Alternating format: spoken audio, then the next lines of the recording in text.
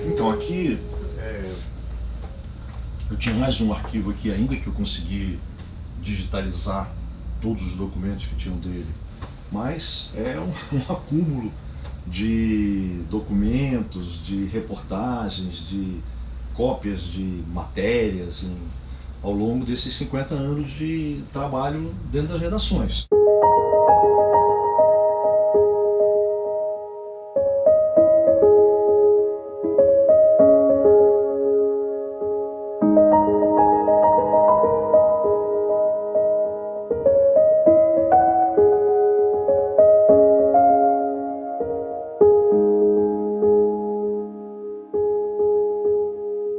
Eles entrem aqui, entre vocês dois aqui no meio. X, peraí. Bota assim, mas que é aquele negócio do Faustão? Arquivo confidencial. Isso, bota aí, arquivo confidencial do Faustão.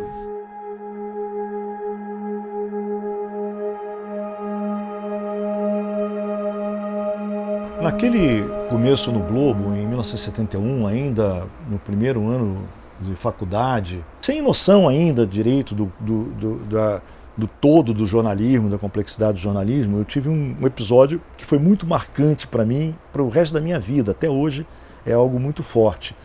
Eu dizia na reportagem que a PM estava com um programa de multa mais rigoroso e que isso ia, não usava essa expressão engordar, mas isso ia melhorar o orçamento da PM em tantos milhões de cruzeiro. Só que esse dinheiro não ia para a PM, esse dinheiro ia para o Tesouro do Estado. Então era um erro grave que eu tinha cometido por dedução. Isso me arrasou. Não houve nenhum problema, eu era novo ali, todo mundo passou a mão na cabeça, não, isso aí acontece, tem que ficar atento, não sei o quê. Para mim, aquilo foi um alerta. Assim, cara, você está navegando em mares complicados. E não é que eu nunca mais tenha cometido erros, né? Em matérias. Eu cometi erros. Mas esse sinal, né, dessa reportagem, para mim, ficou o resto da minha vida. Até hoje, quando eu escrevo qualquer coisa, isso vem e eu vou checar novamente. Foi uma sorte eu ter tido esse erro logo de cara ali, porque me alertou e me mostrou uma face do jornalismo que para mim não existia até então. Ah, tem isso também, gente. É muita coisa. Deixa eu te dizer o seguinte. Minha mãe é que contava, meus pais já são falecidos, né? E minha mãe é que contava. O que aconteceu foi o seguinte, a minha mãe começou a sentir as dores e tal, e aí eles pegaram o trem da madrugada, o trem Queimados, para descer até a central e depois ir para o hospital Nossa Senhora da Glória. Só que não deu tempo. Dentro do trem, mais ou menos ali, quando chegou perto de Deodoro, o maquinista já foi informado, que maquinista é um negócio tão antigo, né? Já foi informado, enfim, que tinha uma senhora que poderia dar à luz nos próximos minutos e tal. E aí ele esvaziou, aquele vagão foi esvaziado, né? As pessoas foram para os outros vagões e quando foi ali, sabe, na altura da Praça da Bandeira, não tem a Praça da Bandeira que tem aquele viaduto que chama o Viaduto das Forças Armadas, né? Exatamente em cima daquele viaduto eu nasci exatamente ali. A notícia do meu nascimento saiu uma notinha no jornal. Eu achava muito curioso, eu falei assim, gente. Aí eu fui na biblioteca para caçar, né? Eu falei assim, pô, será que os caras noticiaram na época? Aí eu achei a notícia no dia 18 de maio. Quer dizer, o cara apurou mal. E logo eu, que sou chata pra cacete nessa coisa de apuração. Errou parte do nome da minha mãe, disse que era um menino que tinha nascido e tal. Faltou essa checagem básica que ele deveria ter feito, né?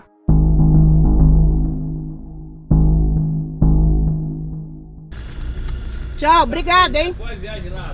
Tá, qualquer coisa me manda, tá? Tchau. Bom, nós podemos fechar o vidro? Deve, né? Isso aqui é Rio de Janeiro, então... Ar-condicionado, por favor. A gente uma vez foi fazer uma matéria numa comunidade do Rio de Janeiro, na Zona Sul, se eu não estou enganada, no Morro do Cantagalo. Descobriram uma mansão no Cantagalo de um determinado bandido, traficante. E estouraram lá tudo, então a gente foi cobrir. E a gente está vendo a comunidade silenciosa, o que não é comum, quem é jornalista sabe disso. E daqui a pouco aparece uma moça e fala, vocês estão querendo o quê? A gente se apresentou, nós falamos, somos jornalistas. E aí ela falou assim, tá, a casa é aquela ali. E ela nos levou à casa. E aí ela fala, vamos descer aqui para ver o porão. Quando a gente chega no porão, tinham 2 Dobermans trancados dentro de uma casa mesmo de cachorro, e eu olhei para a Angelina olhou para mim e falei, ferrou, né? E aí a gente saiu dali, quando a gente saiu já tinham mais pessoas. E aí é que vem o problema todo, porque até aí estava tudo bem. Quando eles começam a contar para a gente uma coisa que tinha acontecido, que na realidade, como é que a polícia descobre essa casa? A polícia descobre essa casa porque 2 policiais civis novinhas, parecendo meninas da Zona Sul que estavam ali frequentando a comunidade, ficaram morando ali por uns 2 meses, fazendo levantamento. Quando eles contaram isso, e eles estavam todos de olho na gente, porque podiam achar que a gente também estava disfarçando que éramos repórteres. Eles perceberam que, de fato, nós éramos jornalistas, viram o nosso crachá, viram tudo, enfim. Não sofremos nenhuma violência, porém, eles trouxeram, não, Coca-Cola para a gente beber, pão com mortadela, e a Angelina não come nem mortadela e nem toma Coca-Cola. Aí o quanto trouxeram de Coca-Cola, a Angelina tomou, eu tomei. Isso aí foi só na década de 80, início da década de 90. Hoje não faríamos mais, nem eu nem a Angelina. Se bem que a gente foi fazer uma pauta do Mulheres, que foi sobre a fome, que foi na Baixada Fluminense, e corremos outro risco. E é claro que nos próximos dias eu vou levá-la ao aeroporto, porque ela está indo para a Polônia. São Cristóvão. Então vamos, São Cristóvão. Você veio entrevistar um jornalista e pede para te falar a verdade. Estava brincando, né? Houve um tempo em que não se podia falar a verdade. Agora pode, felizmente. Eu era editor de política e o Marcelo, bem mais jovem, muito mais jovem, era repórter de cidade. Todas as semanas saía uma bela matéria que o Uberaba fazia no jornal. Mas quando teve o episódio do Rio Centro, que o pessoal da ditadura, militares do Exército, da Ativa, foram ao Rio Centro, onde existia um show. O Exército foi cometer um atentado lá. E a bomba que eles iam soltar lá dentro do Rio Centro explodiu nos Países Baixos do capitão. O Uberaba foi ao pronto-socorro e conseguiu lá, descobriu toda a história do capitão que explodiu a bomba nele. Inclusive atestados médicos, laudos médicos, tudo.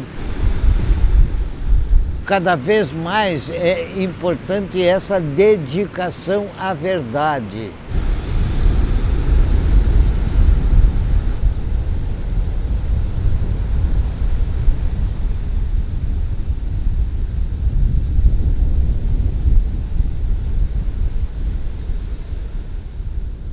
Então aqui você vai ter os manuais que eram feitos naquela época, né? Os manuais de redação. Conheci o Uberaba na Folha de São Paulo, idos de 1987, 88, mas fui conhecê-lo melhor mesmo durante a campanha presidencial de 1989, a primeira campanha presidencial desde o fim da ditadura, fazia mais de 20 anos que não havia eleição para presidente no Brasil, e o Uberaba era editor de política da Folha e responsável por organizar uma cobertura que ninguém sabia como fazer. Toda a geração que trabalhava nas redações nessa época não tinha sequer votado para presidente, quanto mais feito a cobertura de uma eleição presidencial. E foi uma experiência única, porque o Uberaba é o maníaco do planejamento, é o jornalista que mais bem planeja coberturas e planeja o jornalismo, que é uma coisa rara. E a gente cobria programa de governo. E foi uma ideia do Uberaba e completamente inusitada. Nunca ninguém tinha feito uma cobertura assim. Eu me lembro de chegar na campanha do Paulo Maluf, por exemplo, no comitê de campanha dele no Jardim Europa, uma mansão do Yunis, e falou: olha, Sr. Paulo, vim aqui cobrir o seu programa de governo. Descobri o que o senhor tem a propor sobre vários assuntos. Ele falou: programa de governo, meu filho? Tá bom. Miguel, era o Miguel Colassuono, ex-prefeito de São Paulo. Vem aqui, por favor. Você que não está fazendo nada, vai ser meu coordenador do programa de governo. Foi assim que nasceu o programa de governo do Maluf. O Uberaba é aquele cara que aparece pouco, ele não é um nome que se projeta nas páginas do jornal necessariamente, mas organiza a cozinha do jornalismo. E eu acho que esse foi o grande legado do Uberaba e que as pessoas reconhecem como um aprendizado, porque aprenderam a trabalhar de alguma maneira, entendeu?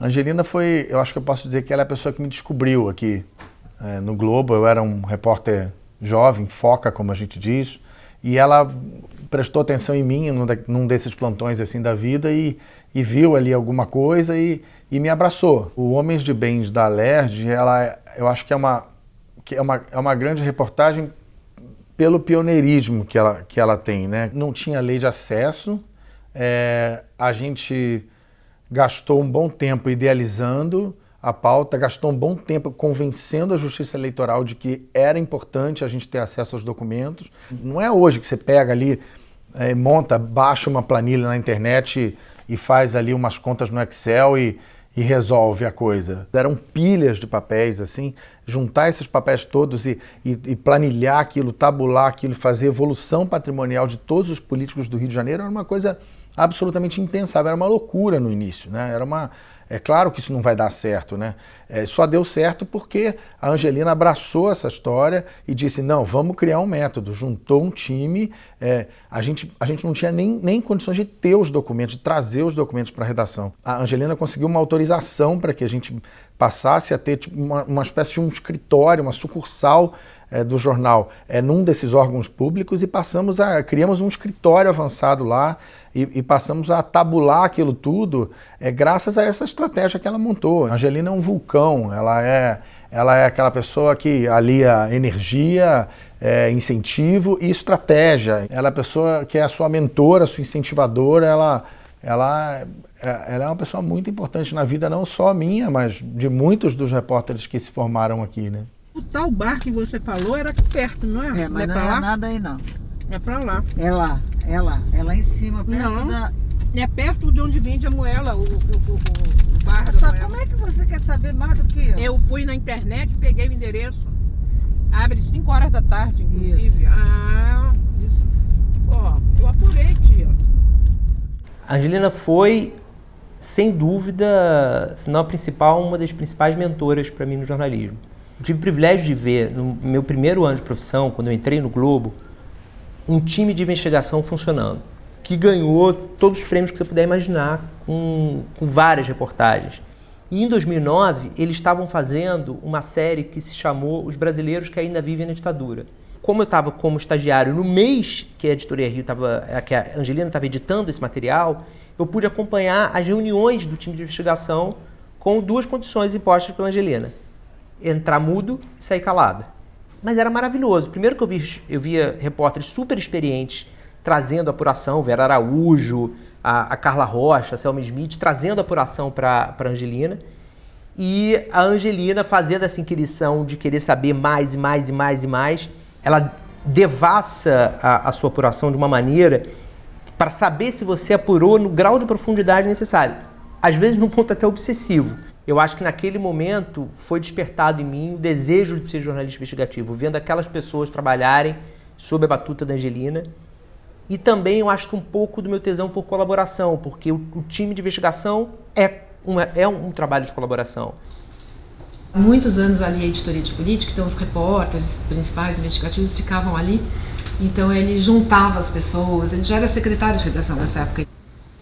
Todo mundo que falar do Uberaba, eu acho que vai ressaltar as qualidades dele de planejamento, de organização, de capacidade de execução, mas eu acho que o principal é para que ele usa essas qualidades todas. Ele usa isso para um tipo de jornalismo que é o jornalismo que interessa a ele, que é o jornalismo crítico e investigativo. Esse amor do Uberaba pelo jornalismo crítico, né, esse senso crítico que eu acho que destaca o Uberaba, ele também aparece nas relações pessoais, principalmente como jornalista responsável por uma produção editorial. O Projeto Folha começou em 84 com essas premissas que agora parecem muito normais porque estão em todo o jornalismo brasileiro, mas que na época não eram e sofriam resistência ainda de boa parte dos jornalistas, né? Então essas premissas de jornalismo crítico, apartidário, pluralista, que procura realmente ouvir todos os lados, mesmo que a gente não concorde com um dos lados. E esse senso crítico do Uberaba foi importantíssimo para conseguir implantar isso na redação. O senso crítico do Uberaba aliado a essa falta de condescendência, digamos, com essa falta de transigência com os humores da redação. Eu me lembro de vários episódios de quando eu era editora de fotografia, principalmente, em que eu ia apresentar um trabalho achando que tinha sido super bem feito e o Uberaba achava que não estava bom ou reclamava de algo que estivesse faltando. Ele está preocupado em levar uma informação bem apurada para o leitor e ele não quer saber por que essa informação não chegou. Então acho que até por isso ele foi também um ombudsman muito bom, né? Porque o ombudsman ele tem que criticar o noticiário independente das condições de produção que a redação tem, ele tem que ignorar as dificuldades.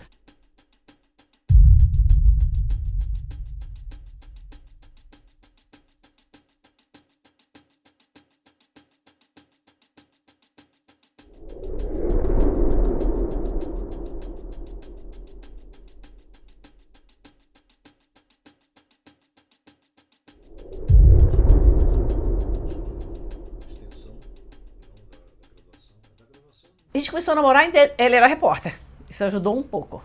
Nós dois somos muito diferentes. Completamente diferentes. Eu sou a cabeça do imprevisível. Porque, às vezes, no início, ele ficava incomodadíssimo com o meu método. Que é quase um não método. Que é o instintivo. Eu lembro de uma viagem que eu fiz uma cobertura, uma reportagem especial que eu fui fazer. Ele chefe e eu repórter. E ele perguntou assim, você marcou entrevista com o prefeito do local? Eu falei, não. Você marcou com o presidente da Câmara? Não. Você marcou com algum especialista? Não. Ele falou, mas como é que você viaja sem ter marcado nada? Aí eu falei com ele assim, olha, se eu marcar tudo previamente, eu vou trazer só aquilo que eu esperei, que eu sei que eu posso trazer. O furo jornalístico, ele não é previsível, se ele não está na pauta. Eu quero aquilo que eu não sei. Nossa, foi minha cabeça também era uma cabeça assim, é um extremo. De um lado, você tem de um extremo um cara que planeja muito e eu, do outro lado, era um extremo de tiro, salto no abismo, né? Agora, com ele eu aprendi muito isso, você tem que planeja, não vai só no seu instinto, planeja. E ele comigo, eu espero que ele tenha absorvido exatamente o lado da convivência com o imprevisível. A gente pensa muito igual a coisa do jornalismo. Então a gente conversa todo dia, 2, 3, 4 vezes por dia quando a gente está nas cidades diferentes. Eu costumo dizer que no nosso caso a distância aproxima a gente. Por quê? Porque eu estou sempre indo para o Rio, ela está vindo aqui e quando a gente se encontra é sempre uma coisa boa, sabe? Por que isso? Porque dentro da mesma cidade, teve período, por exemplo, que eu tinha saído de redação, estava dando aula, fiquei dando aula um período e fui coordenador de um curso de comunicação, de uma parte do curso de comunicação, e eu trabalhava de manhã e voltava para casa de tarde. Angelina entrava de tarde no Globo e saía meia-noite, 1h. É aquela história do Chico Buarque, né? O funcionário e a bailarina, né? Você pode estar na mesma cidade, no mesmo lugar e nem se vê. Então, por exemplo, quando eu fui trabalhar em Fortaleza, passei 1 ano e pouco lá, chamaram ela, mas com um salário do mercado de lá que não se comparava com o do Globo. E aí ela disse não, tá entendendo? Como carreira, a gente sempre combinou o seguinte, não existe uma firma Paulo Angelina, ou seja, quem contrata um não leva o outro de quebra. O que existe é a Angelina Sociedade Anônima Limitada, sei lá o quê, e o Paulo Sociedade Anônima Limitada, MEI, sei lá o quê.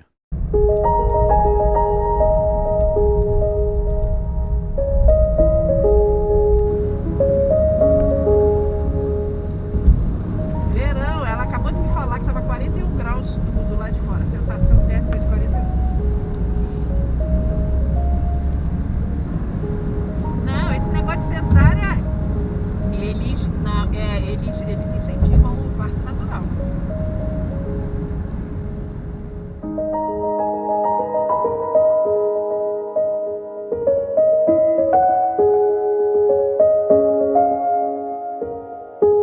Depois que o Tim, enfim, a gente descobre que ele foi assassinado, tem esse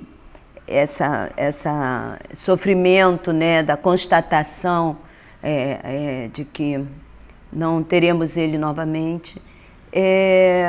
Beraba foi uma das pessoas que estava abraçando a família, mas eu entendo que o papel do Beraba, ele ia além, né, desse apoio afetivo e esse apoio familiar. Isso até me emociona, porque ele pega e diz assim, bom, esse nome ou esse trabalho não pode ficar restrito a essa forma dessa morte. O Beraba mobiliza um grupo de jornalistas para criar a Associação Brasileira do Jornalismo Investigativo, a ABRAGE, e o jornalismo investigativo, ele vai lá no fundo, ele vai no cerne da questão, ele vai na origem. Nosso país precisa dessas pessoas, precisa desses profissionais. Sobre esse projeto, né, que é o projeto jornalista Tim Lopes, que é coordenado pela Angelina Nunes. Ela me telefonou, me convidando para eu participar, participar de um podcast que ela estava fazendo, falando sobre o Tim. Eles pegam e criam um projeto que tem tudo a ver, né, na proteção, na atenção ao jornalismo investigativo hoje, atual, né? Eu entendo como a manutenção da planta Tim Lopes dentro da estrutura da ABRAGE.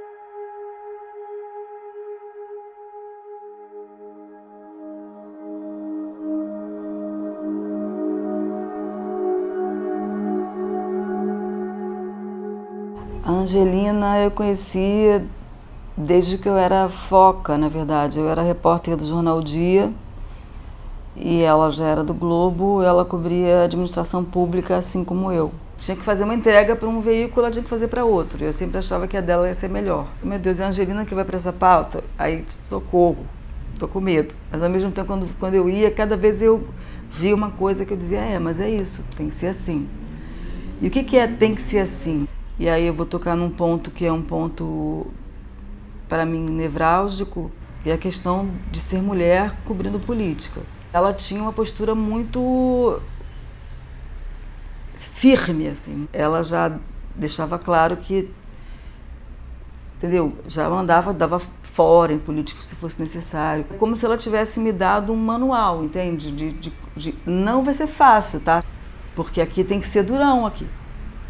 Durona. A mulher tinha que parecer muito dura, muito seca, muito fria. Não porque ela quisesse, porque existia de fato um mainstream muito ligado a isso, né? Ou você é assim ou vão apertar a sua bochecha. Já apertaram minha bochecha, entendeu? Já, quando eu estava grávida das minhas filhas, já teve político que ficou querendo beijar a barriga minha barriga com as crianças. Eu fiquei vontade de ânsia. Eu não me transformei numa Angelina, digamos, mas a partir do que eu aprendi ali, eu encontrei um jeito de ser repórter, fugindo, e é muito triste isso que eu vou dizer, não estou dizendo que é um exemplo, mas fugindo do fato de ser mulher. E hoje, aquela repórter que me assustava porque morria de medo de levar um furo dela, é minha amiga. Coisas que eu aprendi com ele, né? Pra mim, eu aprendi muito no episódio do Enem, que foi um furo, que foi o maior furo da minha vida, eu fiz junto com o Beraba. Eu recebi uma ligação no jornal dizendo que a pessoa estava com o Enem, estava, né, com a prova que ia ser aplicada 3 dias depois. Ao receber a informação, eu, como um repórter, sempre fui assim, super ansiosa e queria fazer logo, já queria sair, já ia conversar com esses caras, não sabia nem quem eram, porque eles não tinham me dado nome, só diziam que estavam com o Enem. Não sabia quem era, eu já estava indo. Ao mesmo tempo, outros chefes que tiveram um pouco de medo achavam, não vamos porque isso é emboscada. E o Beraba que parou e falou, vamos ver, Renata. O Beraba também com toda a experiência que ele tem nessa questão de segurança dos jornalistas e que sentou comigo para conversar e vamos pensar, vamos perguntar mais coisas para eles, entender a veracidade do que está acontecendo, se é isso mesmo, se eles estão mesmo com a prova. Depois de todas as perguntas que ele me fez, que eu voltei, perguntei, depois que a gente avaliou, ele foi crucial para decidir, não, você vai. Então o Beraba decidiu que ia algumas pessoas comigo também, que eu não ia sozinha. Então foi um outro jornalista, um fotógrafo de longe, fotografando. E isso não foi só nesse momento, né? Depois que eu voltei com a informação, depois que eu vi de fato o Enem e a gente foi publicar, o Beraba estava lá o tempo todo. E que me ajudou a pensar agora como é que nós vamos verificar a veracidade dessa prova que você viu, porque eu não levei o Enem embora. Eu decorei questões e eu precisava saber, será que o que eu vi era o Enem mesmo que ia ser aplicado? E aí com ele também eu pensei toda a estratégia de falar com o ministro da Educação, e o ministro teve que ir atrás das pessoas que tinham feito as questões, foi uma coisa que durou horas e tal. No dia seguinte, toda a imprensa estava atrás disso, todo o país sabia que o Enem tinha sido cancelado por causa da nossa matéria. E eu chego no jornal bem cedo, e a primeira pessoa que eu vejo é o Beraba, com os braços abertos assim do corredor pra mim. Que furo! Meu Deus, você arrebentou! Eu queria fazer todos os elogios possíveis. E foi uma coisa que me marcou, eu não esqueço aquela cena do dia seguinte, que me deu força para continuar, porque aquele dia seguinte foi muito difícil. Eu fui ameaçada depois por esses homens, que tive que sair da minha casa, fiquei algum tempo protegida pela polícia. Eu me emociono de lembrar, porque ele tava lá com aquele bracinho, e vem dar um abraço, tão fofinho.